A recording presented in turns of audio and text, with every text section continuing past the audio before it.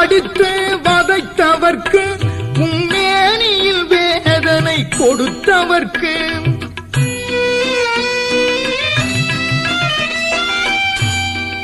ஆணிகள் அடித்து வதைத்தவர்க்கு உம்மேனியில் வேதனை கொடுத்தவர்க்கு பிதாவே இவர்களை மன்னியும் என்று பிதாவே இவர்களை மன்னியும் என்று முதலாம் மலர்ந்த மன்னிப்பு சிலுவையில் முதலாம் மலர்ந்த மன்னிப்பு கல்வாரி என்னும் தோட்டத்திலே எம் கர்த்தர் தொங்கும் மரத்தினிலே